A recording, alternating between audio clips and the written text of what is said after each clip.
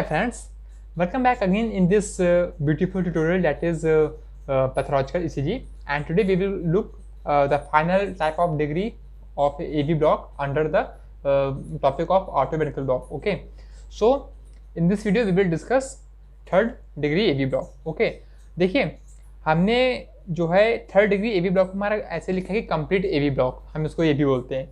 इसका मतलब ये हुआ कि जो हमारा ऑरिकल्स और पेंडिकल्स में ऑरिकल्स से वेंट्रिकल्स में जो हमारा ट्रांसमिशन होता है, ओके, ऑरिकल्स से वेंट्रिकल्स में जो हमारा ट्रांसमिशन होता है ये हमारा कंप्लीटली स्टॉप हो जाता है. ओके, जो एबी नोड के थ्रू जो हमारा यहाँ पे एबी नोड से जो हमारा वेंट्रिकल्स में जो हमारा ट्रांसमिशन होता है वो हमारा कंप्लीटली स्टॉप हो जाता है. ओके, तो जिसके चलते हमारा जो ऑरिकल्स हैं, ओके, ऑरिकल्स और वेंट्रिकल्स ये इंडिपेंडेंट हो जाते हैं एक दूसरे से.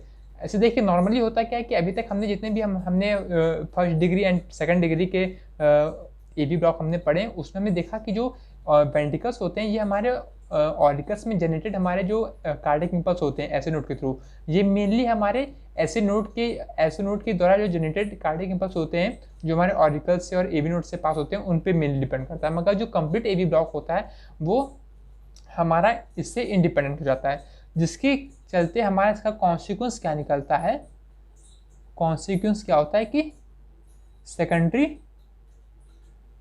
पेस मेकर वेंट्रिकल्स में डेवलप हो जाता है. ओके, हमारा सेकेंडरी पेस मेकर जो है वो डेवलप हो जाता है. देखिए हमारा प्राइमरी पेस मेकर क्या था, एसी नोड. तो जो हमारा वेंट्रिकल्स होता है वो किसके इन्फ्लुएंस में डायस्टोल सिस्टोल करता है, वो हमारा एसी नोड के. ठीक है, मगर जब ये ब्लॉक हो गया पूरा है ना, ट्रांसमिशन नहीं हो पाया, कंप्लीट एवी ब्लॉक हो गया, तो इससे चलते क्या होता है कि वेंट्रिकल्स जो है उसमें जो हमारे एक्साइटेड टिश्यू है ना, हमारे जो बंडल ऑफ फेज और पुरकिंजी फाइबर जो है ये हमारे पेस मेकर काम करते हैं. हमें पता है कि मैंने अपने प्रीवियस वीडियो में जो हमने एवी ब्लॉक जब हम स्टार्ट करे थे तो उसमें मैंने आपको बताया था कि जो हमारा सुपीरियॉरिटी जो होती है हमारे ऐसे नोड के डेवलप होने की वो ये होती है, सबसे पहले ऐसे नोड, उसके बाद एबी नोड, फिर हमारा बंडल ऑफ हिज और फिर पुरकिंजी फाइबर्स. ठीक है, इसकी जो आउटर रिदमिसिटी होती है वो 72 बीट्स पर मिनट होती है.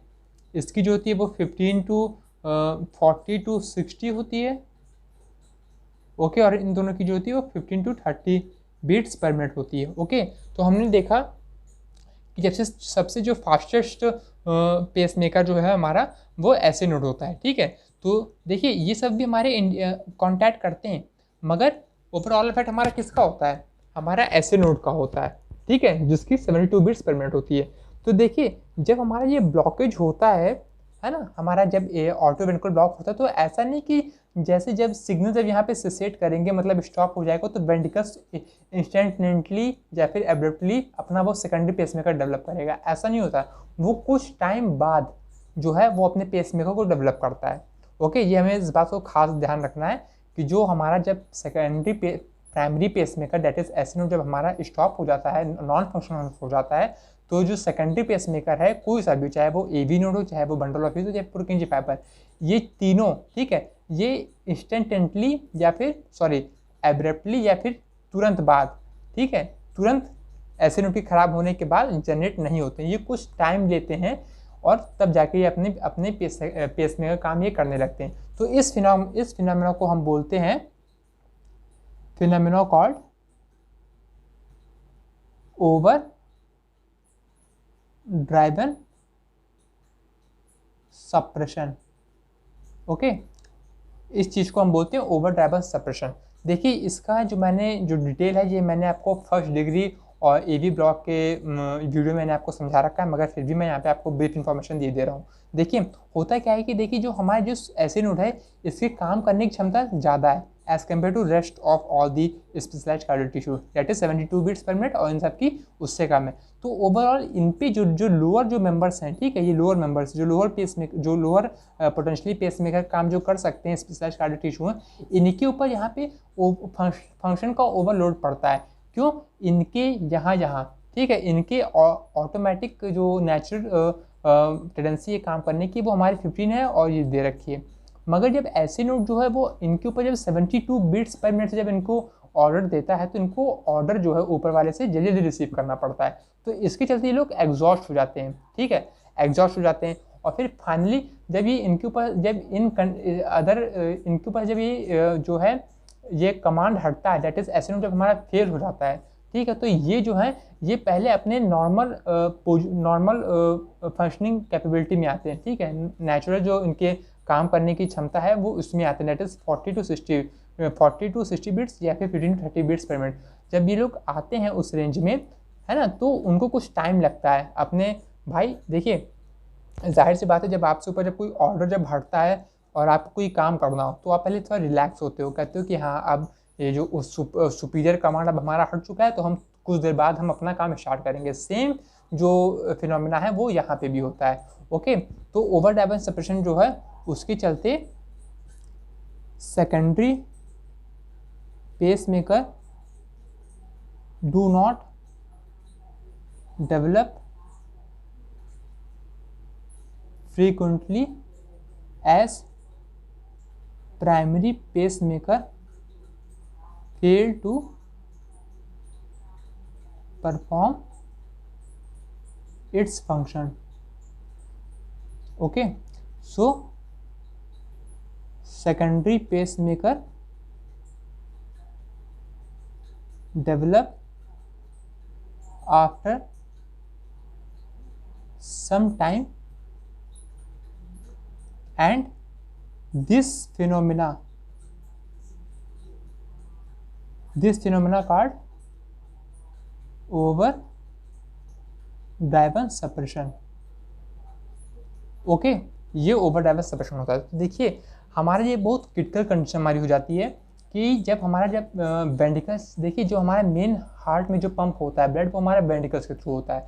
तो वेंट्रिकल्स जब हमारा सुपीरियर कमांड से जब इसे कमांड नहीं मिलेगा सुपीरियर कार्डियक टिश्यू से, दैट इज ऐसे नोड से, तो क्या करेगा ये पंप, ये इसमें कार्डियक इंपल्स का फ्लो नहीं हो पाएगा कुछ समय के लिए, जब तक इसमें सेकेंडरी पेसमेकर का खुद का नहीं डेवलप होता, तब तक की स्टेट में ये जो होता है ये अपने रिलैक्स कंडीशन में रहता है।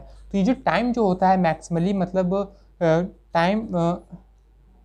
टाइम लैप्स जो होता है वो 15 to 30 सेकंड का होता है, ठीक है, मतलब 15 to 30 सेकंड का जो होता है ये ओवर ड्राइवन सप्रेशन जो फिनोमिना है ये 15 to 30 सेकंड के लिए होता है।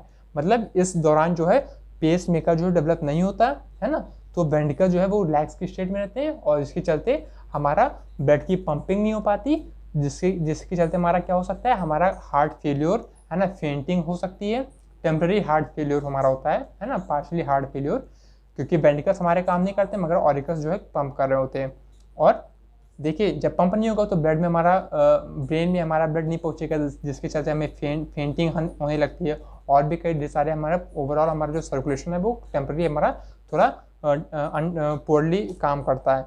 तो इसके चलते हमारा जो किसके चलते है ये ओवर ड्राइवन सप्रेशन के थ्रू, और ये मैक्सिमली हमारा कहाँ 3rd डिग्री ब्लॉक में हमारा देखने को मिलता है। अब जब हम ECG की बात करते हैं तो देखिए जब ये 15 to 15 सेकंड बाद हमारा जो सेकेंडरी पेसमेकर जब डेवलप होगा तो ऑरिकल्स और ये वेंट्रिकल्स जो है ना, auricles and ventricles work independently, ये दोनों इंडिपेंडेंटली वर्क करते हैं, ठीक है, इंडिपेंडेंटली हमारे वर्क करते हैं। वेंट्रिकल जो होता है वो क्या होता है, ऑरिकल्स के फंक्शन पे फ्री हो जाता है, इसलिए इस फिनोमिना को ये भी बोल सकते हैं कि वेंट्रिकुलर एस्केप फिनोमिना।